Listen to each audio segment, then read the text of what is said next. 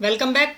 आज के इस वीडियो में हम लोग MCS 211 design and analysis of algorithm MCA के assignment 2022 for January session and for July session 2022 के क्वेश्चन नंबर फर्स्ट ए को डिस्कस करने वाले हैं, जो कि आपसे क्या कह रहा है, what are the desirable characteristics of an algorithm, find the GCD of P is equal to 144 and Q is equal to 55। और आपको कौन सी एल्गो यूज करनी है, यूजिंग यूक्लिड एल्गोरिथम, है ना। आपको यूक्लिड एल्गोरिथम का यूज करना है। तो देखिए, क्वेश्चन को सॉल्व करने से पहले हम लोग यूक्लिड एल्गोरिथम के बारे में सीखेंगे, ठीक है। उसके बाद हम लोग प्रॉब्लम को डिस्कस करेंगे। तो देखिए, जो किसी एल्गोरिथम की कैरेक्टरिस्टिक्स होनी चाहिए वो क्या क्या होनी चाहिए, अनएम्बिग्यूअस होना चाहिए, ठीक है।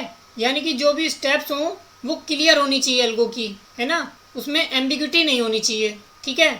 और दूसरा पॉइंट है आपका इनपुट। तो इनपुट क्या होना चाहिए, इनपुट या तो 0 या मोर होना चाहिए, लेकिन वो कैसे होने चाहिए, वेल डिफाइंड, है ना। तो वो वेल डिफाइंड होने चाहिए। और आउटपुट भी आपके वेल डिफाइंड होने चाहिए, लेकिन 1 और मोर आउटपुट हो सकते हैं, है ना। अब ये फाइनाइटनेस का मतलब क्या होता है, देखिए, यानी कि जो आपकी एल्गो होगी वो फाइनाइट होनी चाहिए, वो कुछ फाइनाइट स्टेप्स के बाद टर्मिनेट हो जानी चाहिए। और इंडिपेंडेंट, यानी कि ये इंडिपेंडेंट होती है आपकी प्रोग्रामिंग से, है ना। तो प्रोग्रामिंग से इंडिपेंडेंट होनी चाहिए, यानी कि आप प्रोग्राम चाहे C में लिखें, C++ में लिखें, जावा में लिखें, किसी में लिखें, उससे इसका कोई लेना देना नहीं होता, है ना। तो इंडिपेंडेंट होनी चाहिए। तो ये होती है कुछ कैरेक्टरिस्टिक्स ऑफ एल्गोरिथम, यानी कि unambiguous, it should be clear and unambiguous. Input, it should have 0 और मोर वेल डिफाइंड इनपुट्स। और आउटपुट के केस में आप क्या कह सकते हैं, इट शुड हैव 1 और मोर वेल डिफाइंड आउटपुट्स। और फाइनाइटनेस में क्या हो सकता है, it must terminate after a finite number of steps, ठीक है। एक पॉइंट आप और बढ़ा सकते हैं फिजिबिलिटी का, है ना, कि इट शुड बी फिजिबल होना चाहिए, जो भी हमारे पास रिसोर्सेज हैं, अवेलेबल रिसोर्सेज होंगे, ठीक है। तो आप एक पॉइंट और बढ़ा सकते हैं इसमें फिजिबिलिटी का।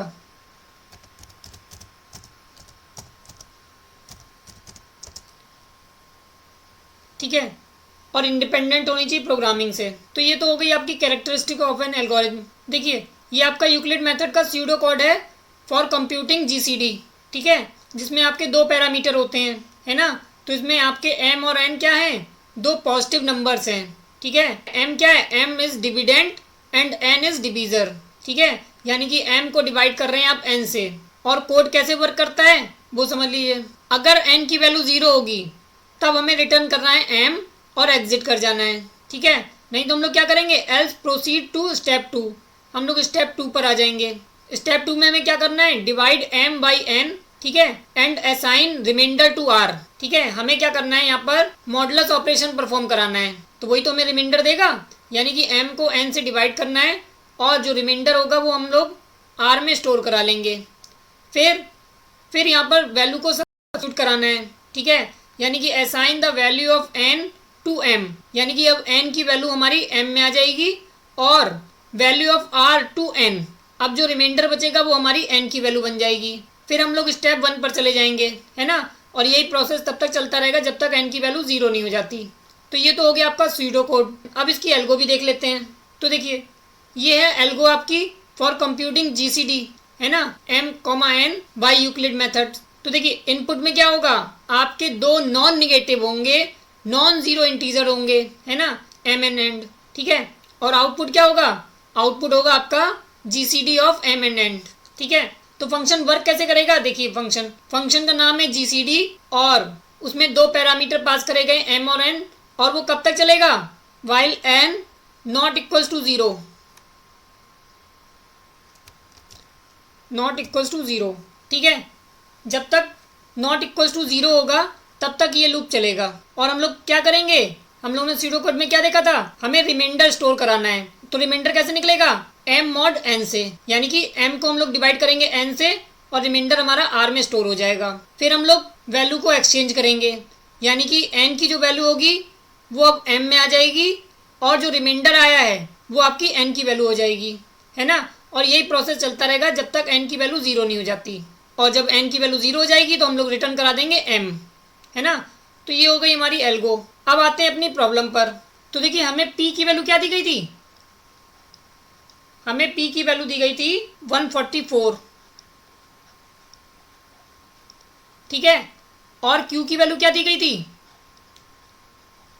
q की वैल्यू दी गई थी हमें 55, ठीक है, ये 2 नंबर दिए थे और दोनों ही कैसे हैं, पॉजिटिव हैं, है ना। तो हमें क्या ऑपरेशन परफॉर्म कराना पड़ेगा, हमें रिमाइंडर निकालना होगा, है ना। तो हम लोग कह सकते हैं अकॉर्डिंग टू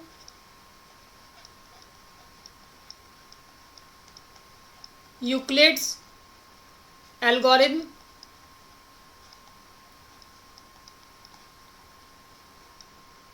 हम लोग क्या करेंगे, हम लोग स्टेप 1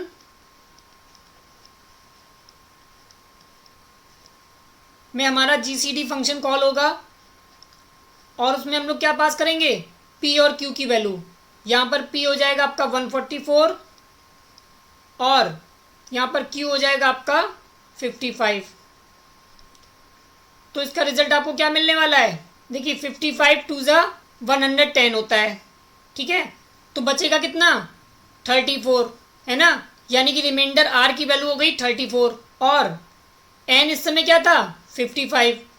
तो अब क्या हो जाएगा, अब आपका एक्सचेंज होके क्या हो जाएगा, जो आपका एन था वो आपका एम हो जाएगा, मतलब कि 55 आपका यहाँ आ जाएगा और एन क्या हो जाएगा, जो रिमाइंडर, यानी कि 5 टू ज़ा 110 और 144 माइनस 110 कितना बचेगा, 34, है ना। ये हो जाएगा आपका एन। अब स्टेप 2 में क्या करेंगे, स्टेप 2 में आपका ये जीसीडी आएगा, लेकिन अब उसको वैल्यू क्या मिल रही होगी, 55,34। अब यहाँ पर क्या हो रहा होगा, 55 को 34 से डिवाइड किया जा रहा होगा और रिमाइंडर देखा जा रहा होगा, ठीक है। तो यहाँ पर आपको मिलेगा, जब आप 55 को 34 से डिवाइड करेंगे 1 टाइम जाएगा तो बचेगा रिमाइंडर कितना, 22, ठीक है। और इस समय एन की वैल्यू कितनी थी, 34, वो आपकी बन जाएगी एम की वैल्यू, मतलब 34 तो यहाँ आ जाएगा, ठीक है। ये हो गया आपका पी और क्यू क्या हो जाएगा, क्यू हो जाएगा आपका 2, है ना। क्यों, क्योंकि 55 को जब 34 से डिवाइड करेंगे तो रिमाइंडर कितना बचेगा, 22, है ना। ये हो जाएगा। फिर थर्ड स्टेप में आप क्या करेंगे, थर्ड स्टेप में आपको जीसीडी कैलकुलेट होगा, उस समय वैल्यू क्या पास करी जाएगी, 34,22, ठीक है। फिर ये 1 टाइम जाएगा, अब यहाँ पर एम की वैल्यू क्या हो जाएगी, 22, पी की वैल्यू, है ना। और क्यू की वैल्यू क्या हो जाएगी, 34 माइनस 22 मतलब कि 12, है ना।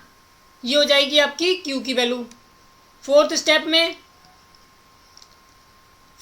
में आपका पास होगा जीसीडी में 22,12, ठीक है। तो देखिए 12 बन जा 12, 1 टाइम जाएगा, है ना। तो जीसीडी में आ जाएगा आपका एम जो हो जाएगा, यानी कि पी की वैल्यू जो हो जाएगी वो हो जाएगी 12 और एन जो हो जाएगा 22 माइनस 12, 10, ठीक है। फिर फिफ्थ स्टेप में जीसीडी आ जाएगा आपका,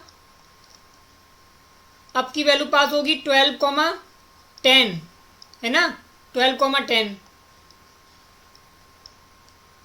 तो अब आपको क्या रिजल्ट मिलेगा, 1 टाइम जाएगा, यानी कि अब आपको जीसीडी में मिलेगा पी की वैल्यू हो जाएगी आपकी कितनी, 10 और क्यू में कितना आएगा, 10 1 जा 10, 12 माइनस 10, 2, ये आपका रिमाइंडर बचेगा।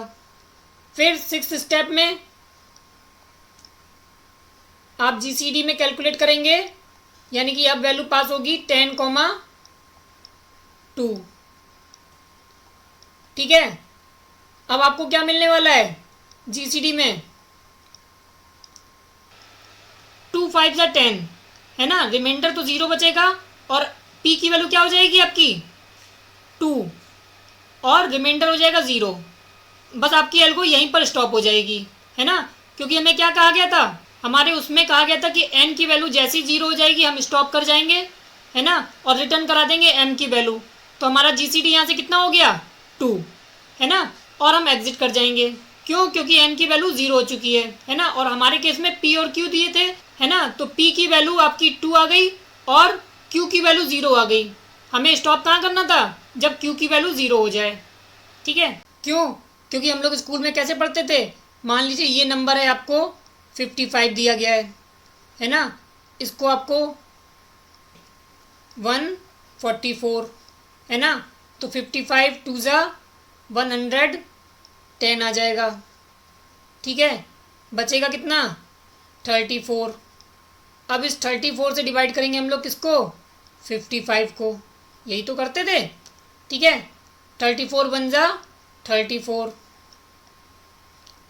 ठीक है, रिमाइंडर कितना बचेगा 22। फिर 22 से डिवाइड करेंगे 34 को, है ना, 1 टाइम जाएगा 22। ठीक है, तो यहाँ पर बचेगा आपका कितना 12, है ना। फिर 12 से डिवाइड करेंगे 22 को, फिर 1 टाइम जाएगा 12 1 ज़ा 12। यहाँ पर कितना बचेगा 10। अब 10 से 12 को डिवाइड करेंगे, है ना, तो 10 1 ज़ा 10। ठीक है, बचेगा कितना 2। अब क्या करेंगे 2 से 10 को डिवाइड करेंगे, तो यहाँ कितना बचेगा 5। 2 5 ज़ा 10, यानी कि 0 हो गया, है ना। यहीं पे हमारी प्रोसेस रुक जाती है, यानी हमारा इसका GCD कितना आ जाएगा 2।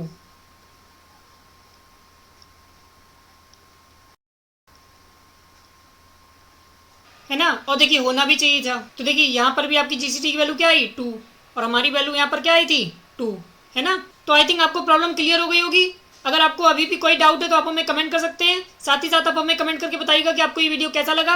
अगर आपको ये वीडियो अच्छा लगा हो तो इसे लाइक करें, शेयर करें, और अगर आपने हमारे चैनल को अभी तक सब्सक्राइब नहीं किया तो इसे सब्सक्राइब करें, और हाँ, बेल आइकन पर क्लिक करना ना भूलें ताकि आपको नेक्स्ट वीडियो की नोटिफिकेशन सबसे पहले मिल सके। Thank you.